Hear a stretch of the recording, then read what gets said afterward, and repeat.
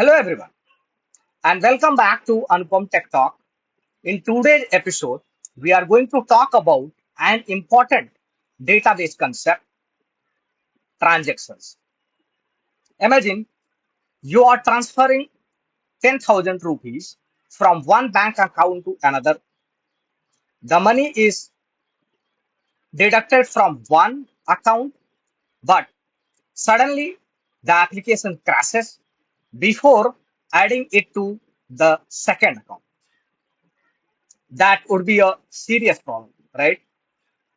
So, how database makes sure that related operations either all succeed or all fail together.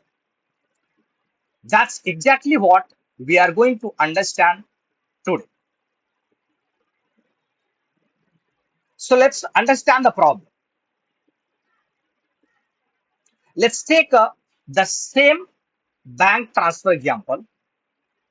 We start with rupees 50,000 in account A and rupees 20,000 in account B. We want to transfer 10,000 rupees.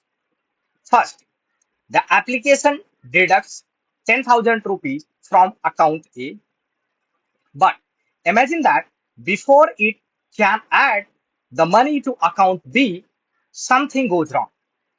Maybe the application crashes, the database connection is lost, or another unexpected error occurs. Now, we have deducted the money, but the other account has not received it. Account A shows 40,000 rupees, but account B still shows 20,000 rupees.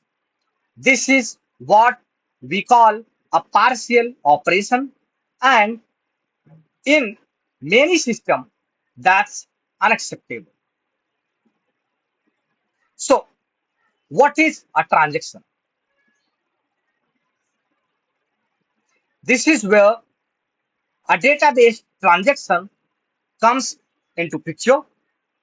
A transaction groups multiple database operations into one logical unit of work. We start a transaction, we perform all the required operations. If everything succeeds, we commit the transaction. But if something fails, we can roll back the transactions. The important idea is that we do not want our database to remain in partially completed state. The key idea here is the easiest way to remember transactions is with these four words: all or nothing, which we call acid properties. So we will talk about that. If all the operations succeed, we commit them. All changes are saved permanently. If something goes wrong, we roll back. All partial changes are undone. Going back to our bank transfer, if the debit succeeds but the credit fails, the database can roll back the debit, so we do not end up with the money disappearing from the system. This simple concept is one of the foundations of reliable application. So let's talk about ACID properties.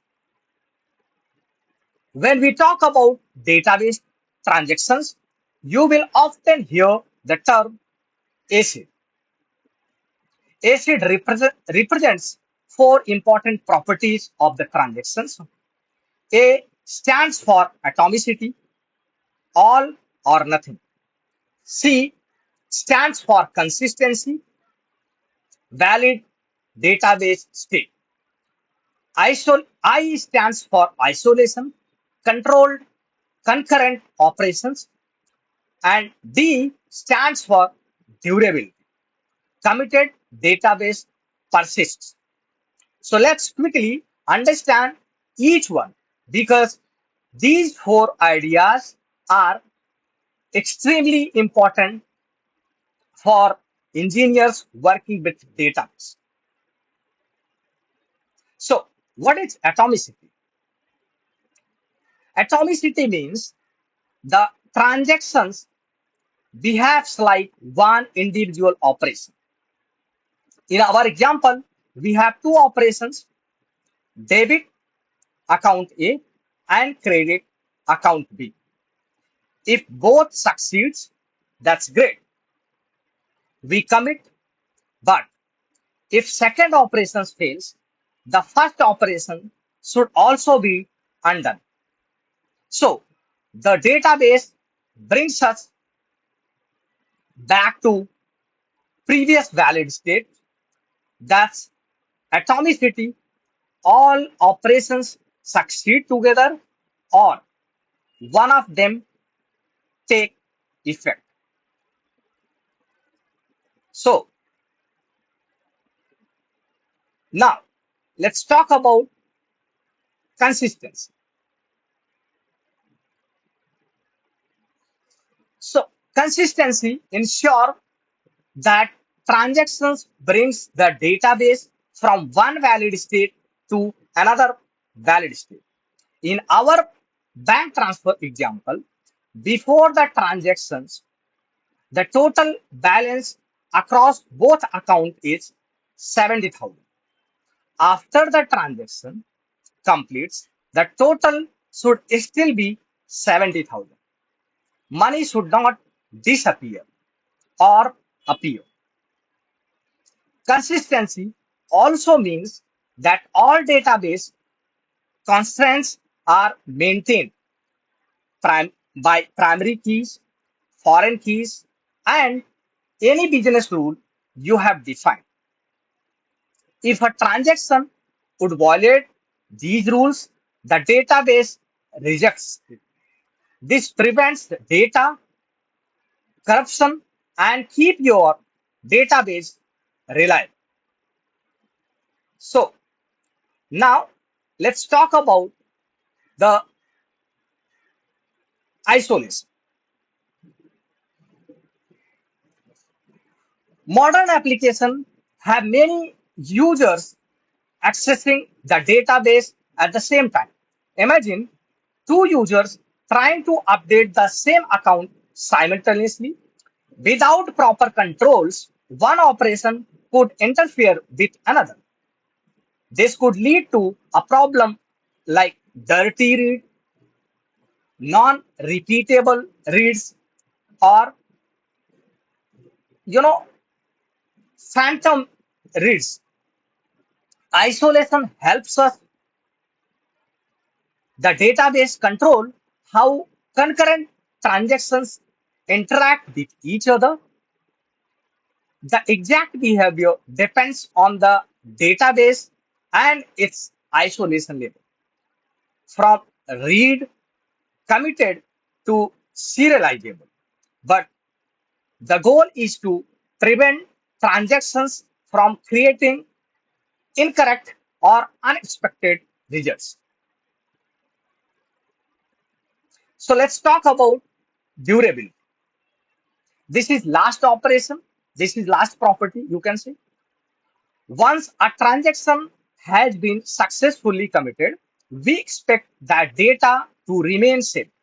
Even if the application restarts or the system experiences a failure, committed data should not simply disappear. This is particularly important in a system such as banking, payments, e-commerce, and many other applications where losing committed data can have a serious consequences. Let's look at the simplified SQL example. We begin a transaction with begin. Then we deduct 10,000 rupees from account let's say 101. Next, we add 10,000 rupees to account 202. If both operations are successful, we commit that transaction. If something goes wrong, we can roll back the transaction instead. The exact SQL syntax can vary between database systems. Some use start transactions, other use begin, but the underlying idea remains the same. So, and this brings us to an important engineering mindset. We should not only ask, does the application work when everything goes right? We should also ask, what happens when things go wrong? What happens if the operation fails halfway? What happens if two users perform the same operation at the same time? What happens if the application crashes? And most importantly, what data must always remain correct? So this is how we move from simply writing code to thinking about reliable system. The progress is correctness first, then reliability, and then performance. So let's quickly summarize today's episode. First, a transaction groups related database operation into one logical unit. Second, commit saves the successful transaction. Third, rollback helps us undo partial changes when something goes wrong. Fourth, ACID gives us important properties for reliable transactions. And finally, transaction design is not just a database detail, it is an important part of building reliable real world system.